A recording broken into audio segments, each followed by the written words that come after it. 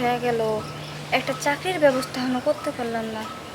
দেশে থেকে তো আইলাম, বাপ মারে তো কইলাম, মা তোমরা কোনো চিন্তা করো না, আমি তো দেশ দেশ থেকে তো আমি গেতেছি ঢাকায়, কোনো সমস্যা নাই, আমি দেখাশোনার জন্য টাকা পয়সা সব পাঠাই দিব।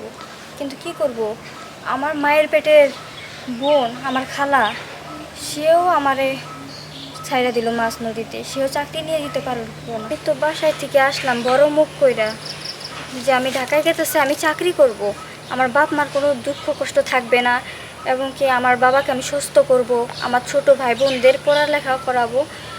কিন্তু ঢাকায় এসে আমি কোনো একটা চাকরি পাইলাম না, এখন একটা চাকরি মেনে চললো না। আমি কেমনে আমার বাবার সামনে যে দাঁড়াবো, আমার বাবারে কেমনে কব যে বাবা আমার চাকরি হয় নাই। সে কারণে আমি ভাবতেছি, দেখি আমি যদি একটা চাকরি ম্যানেজ করতে পারি। আর আমার একটা খালা আছে, যার খালার কাছে আমার আম্মু পাঠাইছে, সে আমার তো চাকরির কোনো খোঁজখবরই করতেছে না, আমার সাথে ছেলে পেলে দিয়ে কথা বলা একটা প্রতারণা করতেছে, নিজের খালা হয়ে এমন করতেছে। আমি একটা গরিব মানুষ বইলা কি আমাদের কোনো দাম নাই? আমরা কি একটা চাকরি ম্যানেজ করতে পারবো না, চাকরি করতে পারবো না? এমন তো কোনো কথা নাই, তাও চেষ্টাই করবো। এ আপা, আপনি এখানে একা একা দাঁড়ায় দাঁড়ায় কি বলতেছেন? কি বলবো আর ভাই, আসছিলাম একটা চাকরির খোঁজে, তো চাকরি এখনো হইলো না আমার। আমি অনেকক্ষণ যাবত দেখতেছি যে আপনি এই পার্কের ভিতর ঘোরাফেরা করতেছেন, কি কি নিজে নিজে একা একা বলতেছেন, ভাবতেছেন। কি হয়েছে বলেন তো আপা?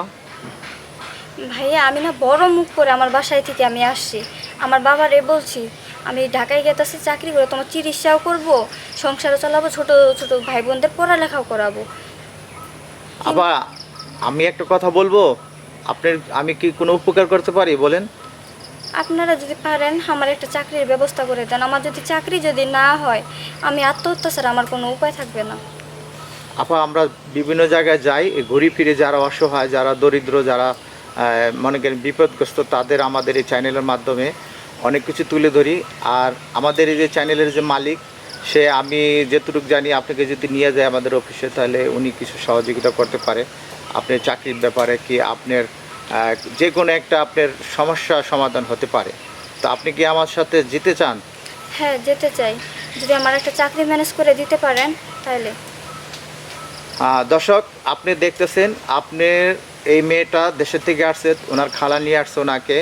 তো ওনার খালা নিয়ে এসে ওনাকে, বাবা বলে অসুস্থ, হ্যাঁ, বৃদ্ধ মা, কাজকাম করতে পারে না, উনি চাকরির খুঁজে আসছে ঢাকা শহরে, তাই আজকে অসহায়ের মধ্যে দাঁড়ায় রয়েছে। তা আমাদের চ্যানেলের মাধ্যমে আমরা যাদের অসহায়, যারা দরিদ্র, তাদের নিয়ে কাজ করি।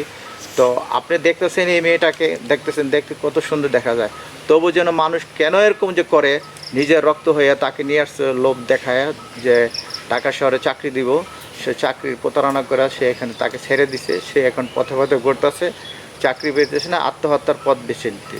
তো আমরা বলবো যে এই মেয়েটাকে দেখে যারা দর্শক, তারা শিক্ষা নেবেন, কখনো নিজের মেয়ে হোক, নিজের বোন হোক, কাউকে কারোর সাথে পাঠাবেন না, যেন পাঠালে কি বিপদ হয় সে এই মেয়েটার থেকে শুনলেন, আপনারা জানলেন।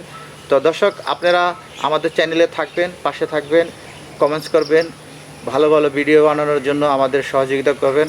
আজকে এখানে বিদায় নেব। আসসালামু আলাইকুম।